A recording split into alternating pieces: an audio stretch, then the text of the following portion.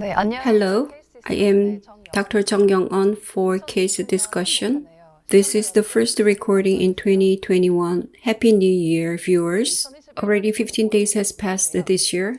Are you keeping up with your New Year resolutions? We share the clinical difficulties and find the best solution is the new motto of this year.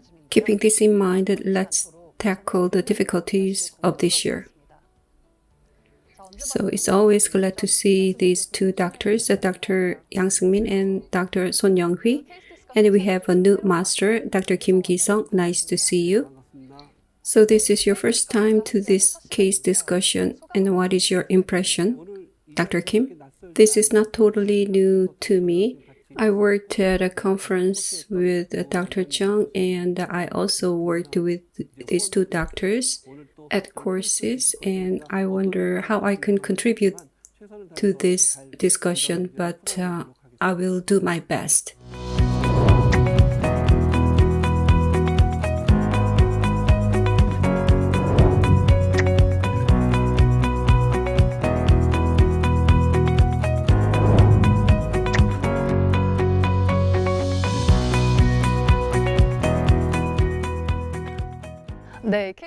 This is the first case discussion. Let's have a look at the first case, 30-year-old female patient, no specific systemic disease. At number 17, the patient wants implant placement and prosthesis. Can I place an implant here? On the panorama, the second molar in the upper right is missing as there is no trace of extraction socket, so it seems it was extracted long ago. In the sinus, pneumatization is severe. The residual bone looks 1 or 2 millimeters, and I see septum in the sinus, so sinus lift would be difficult. There is no CT images, which is regrettable. Based on this image, what do you think? First, maxillary number 7, the difficulties with the implant in that place. It is a very challenging place, just like the maxillary anterior. In this patient, the sign is problem and the vertical bone is deficient. That's secondary. In the single missing like upper number 7, we need to determine whether we will restore the tooth or not. That should be decided first. Thank you. I agree. As Dr. Son said, in this case, I think the patient received ortho treatment looking at the retainer. As you said, the space has remained as edentulous for a long time. If it is in the occlusion, I would not do that. If it is not in the occlusion, then I could consider it. For a long time, the patient has been adapted to missing tooth, so even though a single implant with a prosthesis is delivered, how much function can be recovered and nuisance can be created. So if the patient is used to that, I don't recommend the placement of an implant. From prosthodontics perspective, I would not do that. This is a challenging case. It will be hard to get the initial stability. From the prosthodontist perspective, we need to consider whether upper 7 touches lower 6, the concern of extrusion. The interdental space, even though the sinus lift can be done and initial stability is good, if the space is small, crown size would be small, so it would be very challenging, and I wouldn't challenge the case. Listening to the doctors, it looks simple, but there are many things to consider. So using a similar case, you're going to explain how to deal with it, right? Dr. Son, would you go first? So I have prepared 2 cases. Upper 7, placing an implant there throughout my career of a dentist, I haven't experienced very happy results because I get complaints, food infection, and others. Sometimes I had to refabricate the prosthesis and I had to remove the implant and place it again. So let's have a look at cases when we don't have such complications less, and in what cases we have more complications. So let's look at the first case. Number 17 and 47 are missing. So the patient came to me to get implants there. The bone level of distal of 6 is noticeable. If the ridge is not horizontal and if it is slanted, placing an implant there means the implant goes deeper at the mesial side. So that is the first problem. Therefore, when the ridge is slanted, I try not to place an implant in maxilla, but in this patient it's the opposite. I'm not the only one who has a private practice here.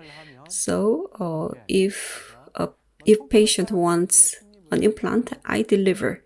So I use the standard placement approach. So number 17 and 47 were placed in a one-stage approach. This was prosthesis is delivered. This is an old case and bone level is okay. During the follow-up, this is not common. The residual bone is abundant and no problem in placing the implant. So if the case is not like this, we have to think a lot of things. And in the posterior of maxilla, the visibility is poor. That's another problem. Accurate vertical and horizontal positions and angle of implants should be considered, and there are many techniques that we can use. The second case, 17 is missing, but the patient doesn't want the extraction of number 18, but wants an implant. So this is the slanted, sloped ridge. So this is problematic. What I use the approach is, as you know, the one guide. This is the best solution, I believe, especially if the vertical opening is restricted. Opening a hole in the guide can be the solution. Using the one guide, implant is placed. It went in pretty well, and prosthesis is mounted. So, if you're not skilled or confident in placing implant positions accurately, try to use this guided system for accurate positioning of an implant to prevent the complications down the road. That's why I have introduced 2 single cases. Thank you. I have prepared the most posterior tooth. I talked about whether the tooth is in occlusion, and then we don't need to do the restoration. If not, we need to restore the tooth. The conditions for restoration is that if the need for the restoration is recognized by the patient and the doctor early, it would be easier. Still, it's your slides. It's the follow-up CT. I thought I deleted the slide, but it's still there. Sorry. Let me see the slide. Oh, you did a very good job. The implant is very well placed. As I said earlier, to restore or not the most posterior tooth, the criteria is occlusion. Like this, on the right, number 47 is missing. And then the 17, the opposing tooth, cannot be occluded. So for a long time, it has developed like this. On the right, you can look at the left and infer. There's endo treated and there's an implant on the mandible. It may not be the case. Conversely, maybe the opposing tooth was endo-treated to place an implant. That's something we can think about. And the patient came back. He knows the situation. Time passed because he didn't have any discomfort, but he came back after 10 years in 2016 and he wants an implant. I don't know why suddenly he wants an implant. And I told him the opposite tooth needs to be endo-treated or the tooth should be intruded. Otherwise, there is no space to place an implant. So this is the beginning.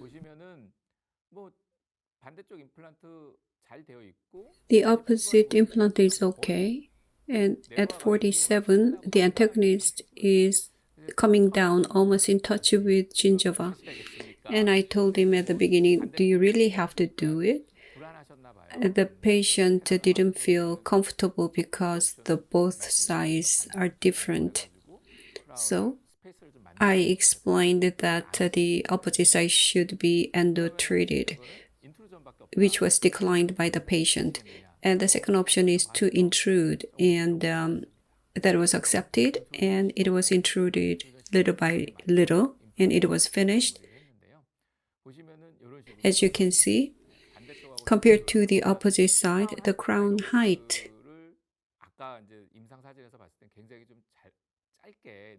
looked very short clinically, so it is recovered to a certain degree. But as Dr. Son said, there is an inevitable problem in the most posterior tooth. So there is a gap between the implant and the natural tooth. So it happened right after the treatment, and on the opposite side, the crown was changed several times, and the patient recognizes the problem, but whenever he comes, he complains the food impaction. So considering this, do we need to really treat that way? So if occlusion is a problem, we need to do the treatment, but it should be explained to the patient fully. But if we recognize the problem earlier, then we could have saved some efforts here. So the gap is widening.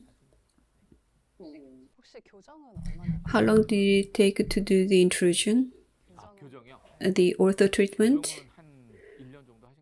About a year. Does intrusion work? It works, but not as good as we expected. Did it reach the sinus? No, not really. From certain point, the intrusion didn't really work. I'm not an orthodontist, so next time the patient comes, I'll take the panorama X-ray. And so prosthodontist did a little bit of enamelplasty. You can see the cusp shortened, but it was sufficiently intruded. It was not a bad case. I missed one thing. On the right, number 7 is missing. On the left, it's only missing in the maxilla. Would I recommend placing an implant here? No. If occlusion is no problem. In 2015, the patient comes to me. It was delayed and came back in 2020. He wants an implant. Number 25 is a hopeless tooth, and he didn't mention anything about number 6 and 7. He wants an implant there. So if the patient is accustomed to the situation, do we really need to do the implants there? Prosthodontically, it's a different matter, but if we do something here, if there's no problem, then some problem can occur for both the patient and to us later. How old was he? At the initial visit, he was 65 and 70 in 2020. He came to have an implant after the implant treatment became covered by the National Health Insurance. It has to do with the age group, right? Yes.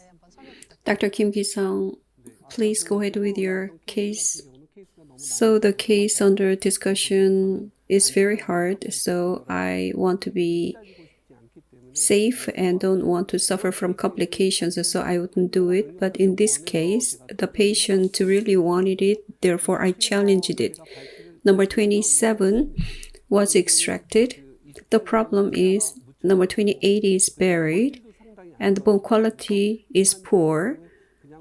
So I asked the patient to use as it is, as the patient is in the 60s and the patient insisted on implant. He didn't like the asymmetry of the face. I told him I would review.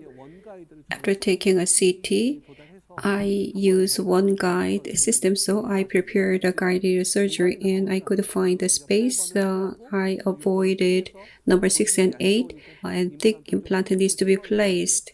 I could find the path. So one guided surgery can ensure certain precision. Implant was placed. The bone quality is poor, so I was worried about the initial stability. Bone volume is okay.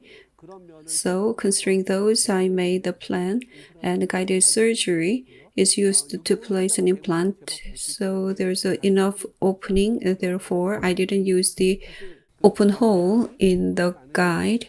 If you have an open hole in the guide, drilling can slip. Therefore, I try not to have a hole in the guide. As Dr. Son said, upper number 7, the flap was raised.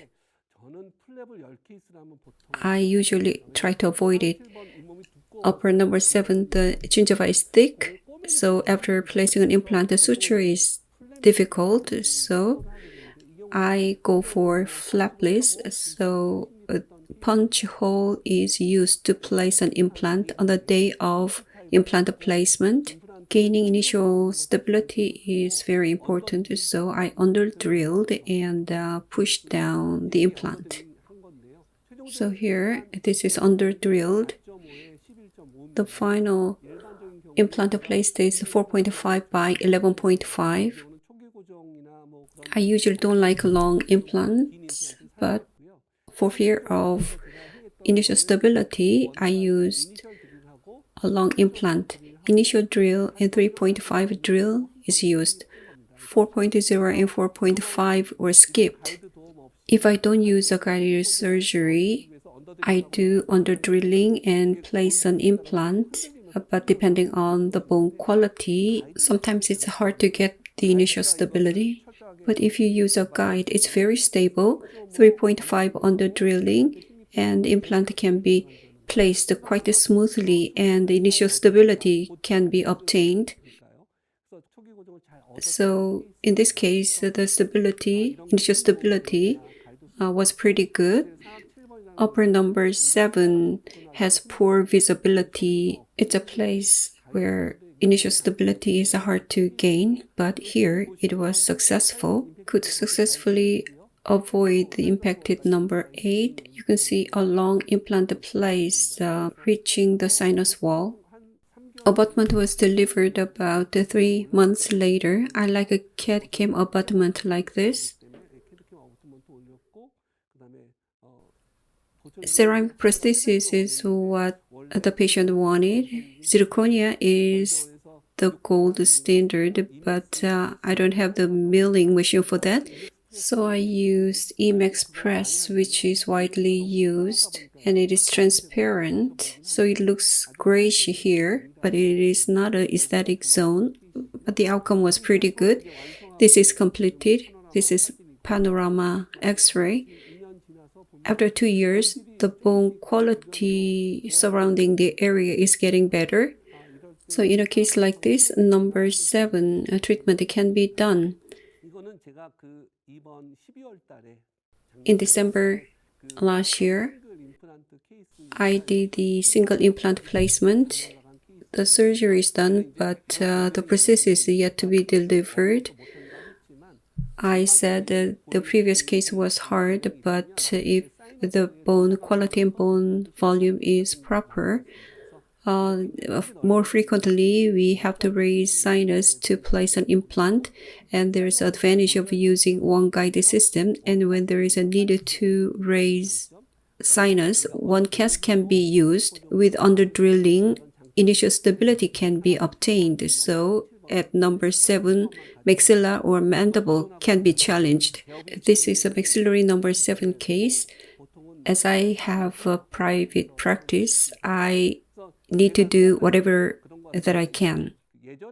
In the past, in the book of Karmish, it says 13 reasons not to place a single implant in the second molar area, and I believe Karmish failed a lot in that area, but the time has changed. Because implant surfaces have been advanced, BA SOI surfaces from Osstem increases BIC, and there are short implants, and the guided surgery technique is available. One cast to access a sinus. And in Korea, the university hospital is different, but implant treatment is very cheap among the private practices, so I try to cover as many areas as possible. However, if you go beyond your capability, you'll be under too much pressure, so I try to avoid that. What's the prognosis of single implant placement in the second molar area? To answer that, I collect data, like writing a daily journal. So I have the data. The number of single implants placed on upper number 7 since 2001, when I began to place implants, is 102.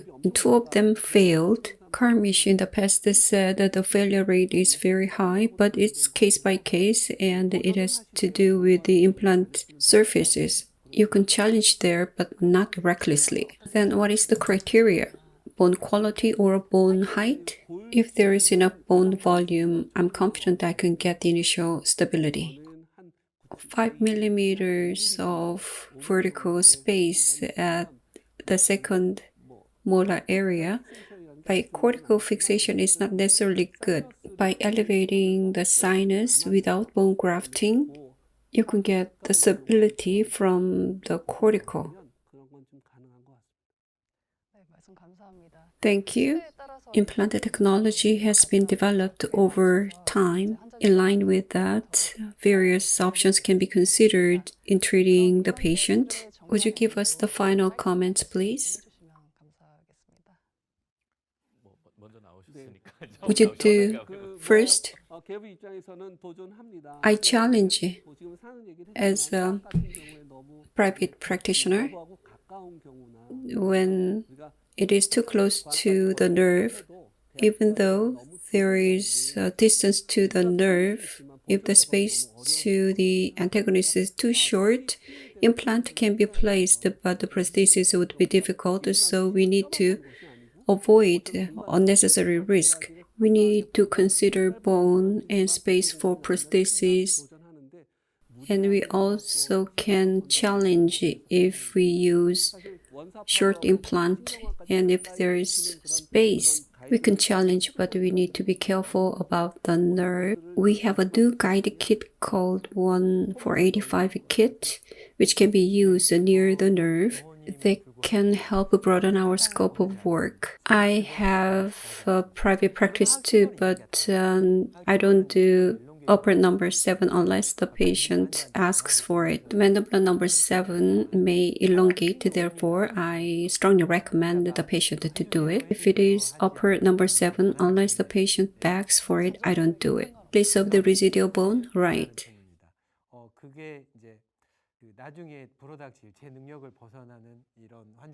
Because it is beyond the scope of my capability and that they can lead to the complaints of the patients. I'm not saying you need to follow me. If you can challenge within your capability. you can do it. But this requires a lot of thinking and a lot of considerations compared to other single implant cases. I place implants wherever I can, but I'm with the university hospital, so I work with the prosthodontal department closely. And prosthodontal doctors gave us several suggestions, and we'll look at each of them, whether we can do it or not. Prosthodontalists' ideas come first, and they have different ideas amongst themselves. Some do number 7 and some don't. Whatever they wish, we accommodate them. But as you said before, as was in the pictures, the gap appears in almost all cases. How to resolve the issue prosthodontally is something we need to work on. Personally, unless it's absolutely necessary, we need to try to avoid that. But isn't that the responsibility of prosthodontics? Yes, but they come to me and they say the gums are not very good. Yes, prosthodontists are always concerned about that. And my wish is we try to avoid it, but if they want, I accommodate. So in this case discussion, we talked about implant placement at number 17. This has been the first case discussion in 2021. I hope this has been helpful to the dentists who sent us the cases and the viewers, and we will try to improve upon ourselves continuously. So this concludes the case discussion of today. Thank you very much for joining us. Goodbye. I'm Dr. Jung Young-eun, and I'll see you next time. 수고하셨습니다. 고맙습니다.